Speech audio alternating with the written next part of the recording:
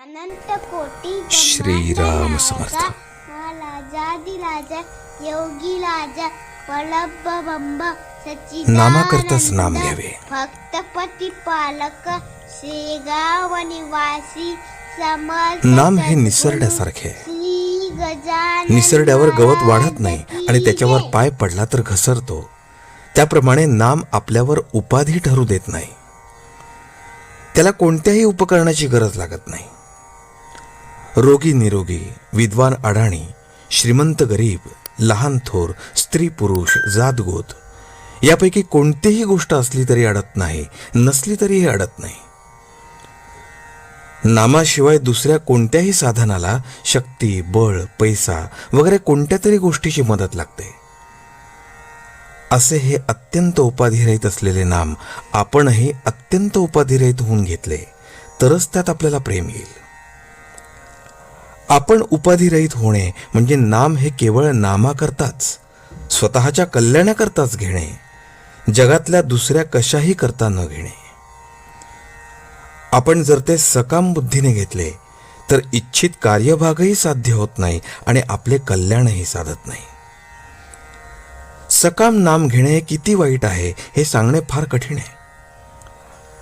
असे पहा की स्त्री ही अत्यंत पवित्र आहे, कारण देव, संत यासारख्या विभूतीही तिच्या पोटी जन्म घेतात.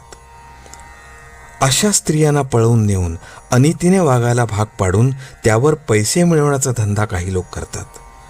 ही किती निंद्य गोष्ट आहे बरं. पण सकाम नाम घेणे ही गोष्ट त्याच्याही पेक्षा कितीतरी पटीने अधिक निंद्य आहे. म्हणून नाम हे नामाकरताच घ्यावे.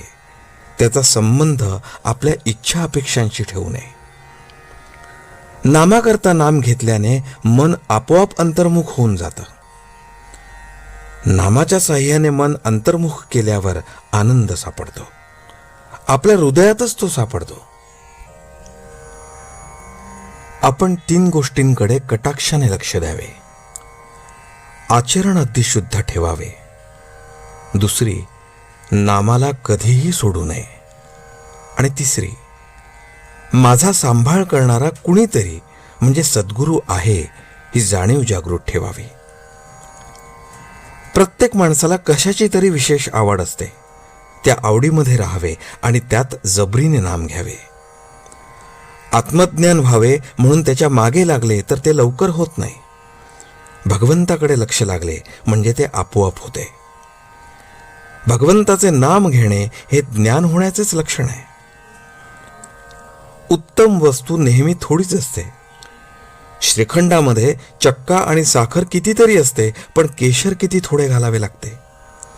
तसे भगवंताच्या नामाचे रोज थोडे पण अगदी मनापासून आणि मोबदल्याची अपेक्षा न करता नाम घ्यावे. ते फार काम करील. भगवंत हा सर्व सत्ताधीश खरा, पण एका बाबतीत तो लुळा पांगळा होतो आणि सहज अडकतो. भुंगा जसा लाकूड पोखरतो पण कमळात अडकतो, तीच स्थिती नामाच्या बाबतीत भगवंताची होते.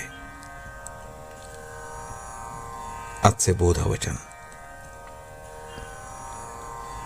पाणी हे जसे शरीराचे जीवन आहे तसे नाम हे मनाचे जीवन आहे. जानकी जीवन स्मरण. जय जय राम.